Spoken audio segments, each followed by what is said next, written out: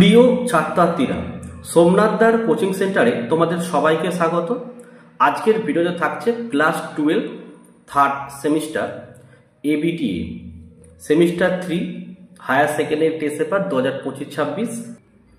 আজকে আমরা জিওগ্রাফির সেকেন্ড পেজ এসি 159 সলভ করব।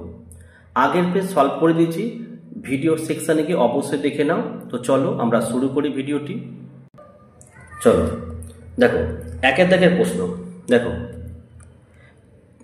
প্যানজিয়ার ভাঙন শুরু হয় ড্যাশ যুগে। উত্তর হচ্ছে অপশানে লিখবে কার্বোনিফেরাস যুগে। 2 নম্বরেরটা কি বলে দেখো, ভুল ঠিক নির্বাচন করো। 1 নম্বর প্রশ্ন বলছে যে ইউরেশিয়া দক্ষিণ থেকে উত্তরে সঞ্চারিত হয়েছিল, এটি কিন্তু রাইট অ্যান্সার। 2 উত্তর ও দক্ষিণ আমেরিকা পশ্চিমে সঞ্চারিত হয়েছিল, এটিও ঠিক আছে। 3 নম্বর দেখো, অস্ট্রেলিয়া দক্ষিণ দিকে সরে যায়, এটা ভুল আছে, ঠিক আছে, কারণ অস্ট্রেলিয়া তোমার দক্ষিণ দিকে না, উত্তর পূর্ব দিকে সরে যায়, এটা সঠিকটা বলে দিলাম। হ্যাঁ, আর 4 নম্বর বলছে দেখো, উপদ্বীপীয় ভারত নিরক্ষরেখা দক্ষিণে সরে যায়, এটিও তোমার সঠিক অ্যান্সার। এখানে অপশান এ করবে সঠিক অ্যান্সার। 2 নম্বরের প্রশ্নটা কি, 3 নম্বর দেখে নাও যে শৈলতকে বৃষ্টিপাতের ক্ষেত্রে পর্বতের অনুবাদ ঢালে যে মেঘের সৃষ্টি হয়, সেটা হচ্ছে অপশান এ লিখবে স্ট্র্যাটাস। 4 দাগের প্রশ্ন কি বলছে দেখে নাও, বলছে শুষ্ক তাপ বিযুক্ত উষ্ণতার উষ্ণতা হ্রাসের হার হলো। এখানে যে 4টে অপশান দিয়েছে, কিন্তু এই 4টে অপশান কিন্তু সঠিক অ্যান্সার নয়। তোমার সঠিক অ্যান্সারটা হচ্ছে তোমার 9.6 ডিগ্রি কিলোমিটার, এটাই কিন্তু সঠিক অ্যান্সার। কিন্তু পরীক্ষার সময় যদি এরকমই প্রশ্ন থাকে, সেক্ষেত্রে এখানে অপশান বিটা তোমরা সঠিক অ্যান্সার দাগ মারতে পারো, ঠিক আছে, কিন্তু একদম অ্যাকুরেট অ্যান্সার হচ্ছে এইটা, ঠিক আছে। 5 প্রশ্ন দেখো, নিম্নলিখিত বিবৃতিগুলি বিবেচনা করো। 2টি বিপরীতধর্মী বায়ুপুঞ্জ পরস্পর মিলিত হয়ে নাতিশীতোষ্ণ ঘূর্ণ বৃষ্টিপাত ঘটায়, এটা একদম সঠিক আছে। আর কারণটা বলছে এই বৃষ্টিপাত বায়ুমণ্ডলের উষ্ণতা, বায়ু ঘনত্ব এবং বায়ু প্রবাহের দিকের ক্ষেত্রে গুরুত্বপূর্ণ প্রভাব বিস্তার করে, এটিও কিন্তু সঠিক অ্যান্সার। তো এখানে অপশান সি করবে, 2টি বিবৃতি সঠিক এবং আর নাম্বার বিবৃতিটি ভিত্তিক এর সঠিক ব্যাখ্যা, ঠিক আছে। 6 দাগের প্রশ্ন চলে আসো, বাস্তুতন্ত্র বা ইকোসিস্টেম শব্দটি প্রথম ব্যবহার করেন ভৌগোলিক ড্যাশ, অপশান ডি করবে, ঠিক আছে। 7 নম্বরের প্রশ্ন দেখে নাও, হিমবাহের তলদেশে সঞ্চিত গ্রাফ রেখাকে কি বলে, অপশান এ করবে ভূমি গ্রাফ রেখা।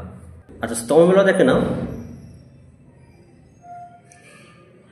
এখানে হচ্ছে দেখো যে হালো কাস্ট, এটা করবে 2 হবে যে চুনা পাথরযুক্ত অঞ্চল। তারপরে দেখো বি এরটা তোমার হচ্ছে এই 4 হবে, আর এই সি এরটা হবে যে 1 হবে, আর ডি এরটা হচ্ছে 3 হবে। এখানে অপশান হচ্ছে এই যে অপশান সি হচ্ছে সঠিক অ্যান্সার, ঠিক আছে। 9 নম্বর প্রশ্ন, সমুদ্রের জলে ভাসমান বৃহৎ বরফের স্তূপকে কি বলে, তোমরা জানো এটা, অপশান এ করবে হিমশৈল। 10 দেখো, পৃথিবীর সর্বাপেক্ষা বিস্তৃত গুহা কোনটি, অপশান সি হবে। 11 হচ্ছে উপকূল থেকে ময়ূসোপানের দিকে পরপর সঞ্চিত স্থল বিধৌত অজৈব পদার্থগুলি হলো, অপশান এ করবে নুড়ি, তারপরে বালি, তারপরে নীল কাদা, তারপরে লাল কাদা, ঠিক আছে। 12 নম্বর প্রশ্ন, নিচের চিত্রে প্রবোধক চিহ্নের স্থানে কি হবে, এই চিহ্নটা প্রথমে যে উৎপাদক নিম্ন স্তরের খাদক, তো এখানে অপশান ডি করবে সর্বোচ্চ স্তরের খাদক হবে এটা। 13 নম্বর প্রশ্ন দেখো, একটি চিত্র দিয়ে যে বলছে চিত্রে চিহ্নিত ভূমিরূপটি শনাক্ত করো, এইটা চিহ্নিত করতে হবে, এটা কি এবার টার্ন বলা, অপশান এ হবে সঠিক অ্যান্সার। 14 নম্বর প্রশ্ন, খাদ্য শৃঙ্খলের ক্ষেত্রে কোন বাক্যটি সঠিক, এটা অপশান বি করবে একটি পুষ্টি স্তর থেকে অপর পুষ্টি স্তরে শক্তির 10% প্রবাহ ঘটে, ঠিক আছে। 15 নম্বরের প্রশ্ন দেখো, জলাশয়ের ওপর জমে থাকা কুয়াশায় কি বলা হয়। দেখো এখানে তোমার 2টো অ্যান্সার সঠিক, একটা হচ্ছে তোমার কুহেলিকা, এইটা, আর একটা দেখো মিক্সড, দুটোই কিন্তু সঠিক হয়। তো যদি পরীক্ষা যদি এই ধরনের প্রশ্ন হয়, তোমরা প্রথমে যে অপশনটা থাকবে সেটাকে রাইট করবে, ঠিক আছে, কুহেলিকা। আচ্ছা, পার্ট বি এ চলে আসো। দেখো, রোড সাইড হেমলেট কথাটি প্রথম ব্যবহার করেন যে ভৌগোলিক, অপশন এ হবে ক্রিস্টলার। 17 দাগের প্রশ্ন বলছে কোন দেশের শূন্য জনসংখ্যা বৃদ্ধি ঘটে তখনই যখন, এখানে তোমরা সঠিক অ্যান্সার করবে অপশন সি, জন্মহার সমান সমান মৃত্যুহার এবং অন্তর্মুখী পরিব্রাজন সমান সমান বহির্মুখী পরিব্রাজন হয়। 18 দেখো, ভারতের সবুজ বিপ্লবের ফলশ্রুতিতে কোন ধরনের পরিব্রাজন সৃষ্টি হয়েছিল, অপশন সি করবে গ্রাম থেকে শহর। 19 থেকে একটি স্তম্ভ মেলাও দিয়েছে, দেখো উত্তরটি তোমরা অপশন ডি করে নেবে, ঠিক আছে। 20 নম্বরের প্রশ্ন দেখো, উমল্যান্ড কথাটি সর্বপ্রথম ব্যবহার করেন ভৌগোলিক, অপশন এ করবে আন্দ্রে আলিক্স। 21 দেখো, সবুজ গ্রামের অর্থনৈতিক কার্যাবলী মূলত, অপশন বি করবে বিভিন্ন বনজ সম্পদ সংগ্রহ নির্ভর। আচ্ছা, 22 প্রশ্ন কি বলেছে দেখো, গ্লোবাল সিটি ইন্ডেক্স 2021 অনুযায়ী প্রথম থেকে চতুর্থ ক্রম অনুসারে শহরগুলি সাজাও, অপশন এ করবে new York, London, Tokyo, Paris. 23 দেখো, কোন দেশের জন্মহার ও মৃত্যুহারের পার্থক্যকে কি বলা হয়, লিখবে স্বাভাবিক বৃদ্ধি বলা হয়। 24 দেখে নাও, মেগালোপলিস শব্দটি প্রথম ব্যবহার করেন, অপশন ডি লিখবে গটম্যান। 25 দেখো, জনঘনত্ব একটি যে ধরনের ধারণা সেটা হচ্ছে অপশন এ পরিমাণগত ধারণা, ঠিক আছে। আচ্ছা, তোমাদের যদি ভালো রেজাল্ট করতে হয়, আমি একটা কথা বলবো, শুধু এবিটি টেস্টটা প্র্যাকটিস করলে কিন্তু হবে না, অন্তত 2 থেকে 3টে টেক্সট বুক তোমাদের খুঁটিয়ে খুঁটিয়ে পড়তে হবে, তবে কিন্তু সমস্ত প্রশ্নের উত্তর তোমরা দিতে পারবে। একটা টেক্সট বুক পড়লে কিন্তু হবে না, অন্তত 2 থেকে 3টে টেক্সট বুক কিন্তু পড়তে হবে। 26 নম্বরের প্রশ্ন দেখে নাও, ভারতের বৈদেশিক বাণিজ্য সংগঠিত হয় যে পরিবহন মাধ্যমের দ্বারা, সেটা হচ্ছে, এখানে দেখো যে অপশানগুলো রয়েছে, সড়ক পরিবহন হবে না, রেল পরিবহন হবে না, বিমান পরিবহন হবে না, এখানে এই পরিবহনের এখানে একটা মিস্টেক রয়েছে, এটা যথাসম্ভব হবে এটা জল পরিবহন কিন্তু হয়, জল সঠিক অ্যান্সার হচ্ছে জল পরিবহন, যথাসম্ভব এখানে মিস্টেক রয়েছে, তাই অপশান সি তোমরা অ্যান্সার করবে, এবং পরীক্ষা যদি আসে এই ধরনের প্রশ্ন তো উত্তর হবে জল পরিবহন। 27 দেখো, নিম্নলিখিত বিবৃতিগুলি বিবেচনা করো। দেখো, রেলপথকে ভারতের জীবন রেখা বলে, সঠিক।